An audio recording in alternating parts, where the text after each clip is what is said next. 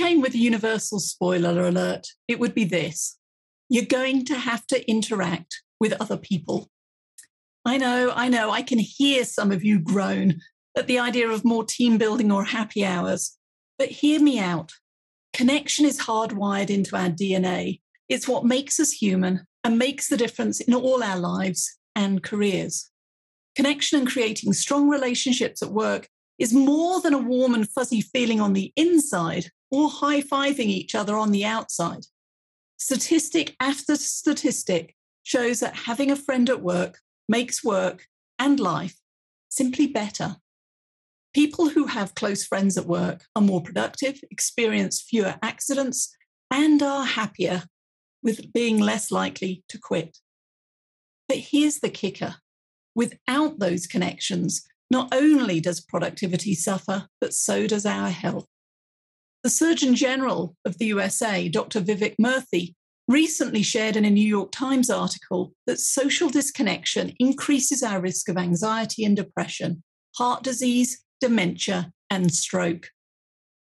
Even before the pandemic, leaders told us that they found it difficult making connections with colleagues, and 58% felt that their workplace relationships were purely transactional. 67% of leaders who have completed our ally mindset profile report that their success has been undermined by the words or actions of a colleague.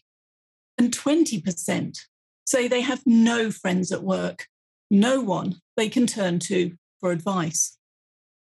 Remote work has only exacerbated this situation, but given how much time we all spend at work, we can't afford to ignore those feelings of loneliness or disconnect. The good news is that strengthening your workplace relationships doesn't require a Herculean effort. It actually happens in the existing moments and everyday interactions.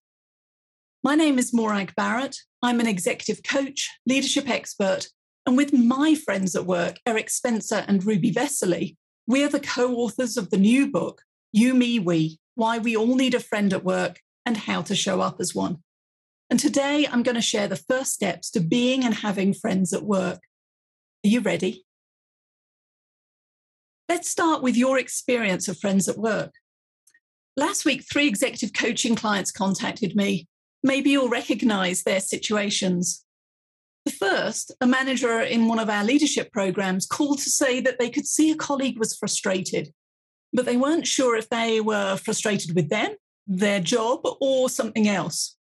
Either way, it was distracting this particular leader, causing them to hesitate, to second-guess themselves, and as a result, the project was suffering. The second call was a senior leader who was worried that his career had stalled. He'd had feedback that he lacked executive presence and was unsure what to do next. And the final call was from a leader who had delivered feedback to her boss that had resulted in a reply email, let's just describe it as a passive-aggressive missive that had left her reeling. So what would you do? Most of us take a deep breath, put on our friendliest smile, maybe offer some encouraging words, and get back down to the work at hand. Others may brush those interactions off with a brisk, I don't need social relationships at work. It really doesn't matter. I know I made that mistake early in my career. And we hope that those relationships will simply get better on their own. However, experience has shown us that ignoring our relationship health, hoping that focusing on the work will be enough, at best maintains the status quo, and at worst, the relationship continues to deteriorate.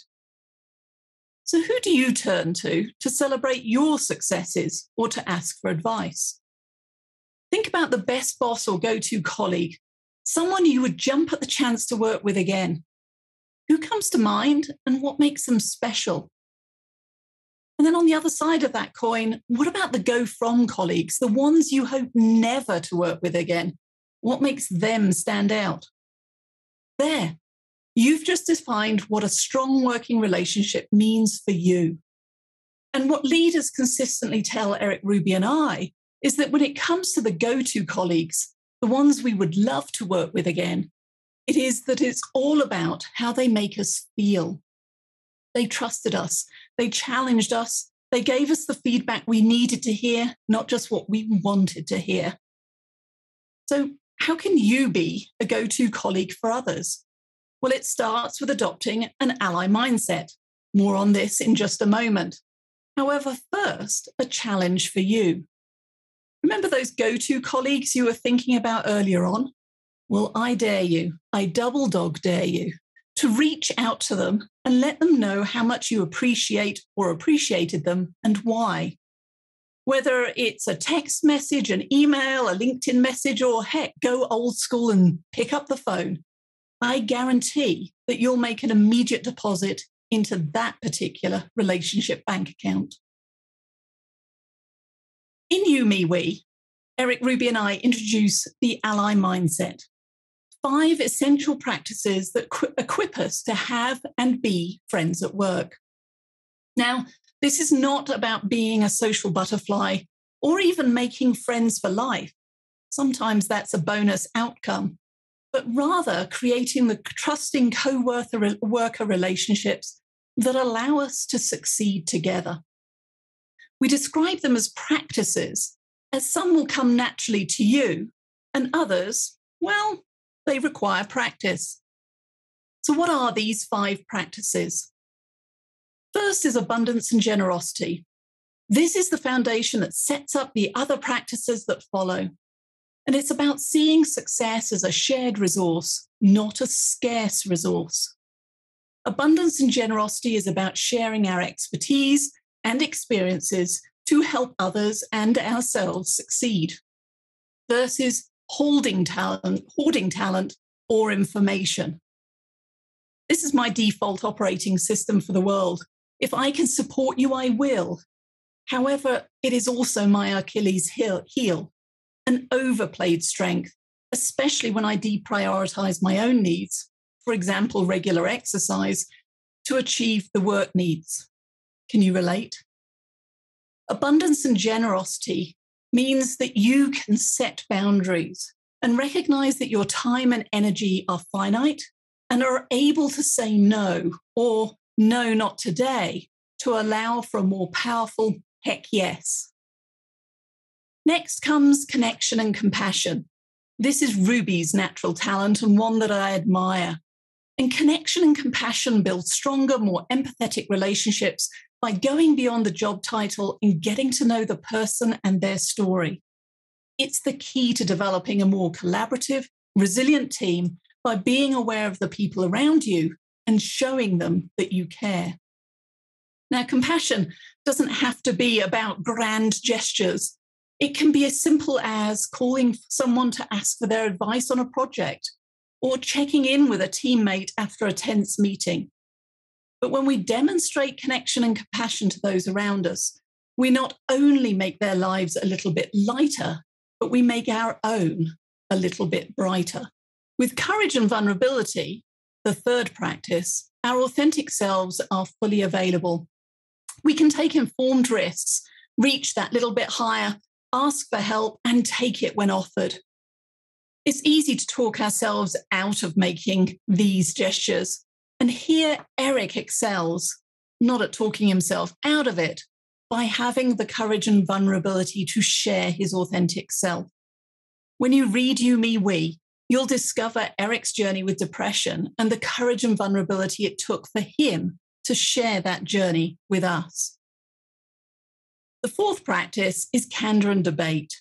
This allows us to have two-way conversations about the things that really matter. And it's not simply about talking your truth and not caring about how that lands. It's all about being intentional, making a conscious choice to give the tough feedback and be willing to listen and be part of the debate that follows. I enjoy a good debate, calling out the elephants in the room, but when it comes to tough conversations and feedback, I'm a big old scaredy cat. It's where I need to practice both courage and vulnerability and candor debate. Finally, action and accountability are the capstone practices and refer to the following through on the commitments that we make, whether it's to stick to your personal workout routine or learning not to interrupt others. And it requires an uncommon discipline to turn those practices into behaviors that underpin how we conduct ourselves and build our leadership presence and reputation.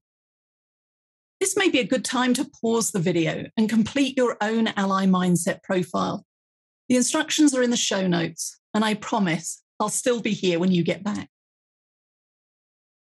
So what did your profile show you? Which of the practices come more easily for you, and where do you need to focus care and attention? Let's look at how you can strengthen your relationships at work. So what's the secret to creating powerful relationships? Well, lean in close, my friend. Here it is. Every interaction is a chance to build connection. I know, we all love grand gestures like in the movies, but let's face it, it's not the dramatic slow-mo run to stop the plane that builds strong relationships. It's consistently showing up for those around us and with ourselves that forges strong connection. It's time to create some routines and rituals around our relationships at work. And that's as easy as look up, show up, and step up. First, look up. This is about pausing to reflect on your relationship health with yourself and with others. Ask yourself 2 questions. How do I feel in my own presence? And how do others feel in my presence? Next, show up. Based on your answers to the look up, how do you need to show up in your next conversation to ensure that others feel energized versus drained? Do you need to be more assertive or more reflective? Do you need to talk more or listen more? And then finally, step up. This is where you allow time for relationships to flourish. And whether it's a few minutes at the start of your next meeting for banter and non-work conversations, or calling a colleague just simply to see how they are doing, not what they are doing, it is an example of how you can step up in your relationships at work. When we feel seen, heard, and appreciated in those small moments of each day, we feel connected. And that connection is what leads to authentic, lasting relationships that can transform your work life and beyond. My hope is I've piqued your curiosity and desire to develop your own relationship skills. And as you strengthen the connections within your team and across your organization, you're playing an important role in building inclusive workplaces and a sense of belonging. You're becoming the go-to colleague for others. Work isn't always easy. We're all going to have to navigate stressful situations, unexpected challenges, and a never-ending to-do list. Having strong relationships with others and knowing who you can count on in times of uncertainty can make all the difference to our health, our happiness, and success. The time to start investing in your social capital is today. It's time for you to look up, show up, step up, and create a culture of connection in a world of disconnection so that you, me, we can be better together.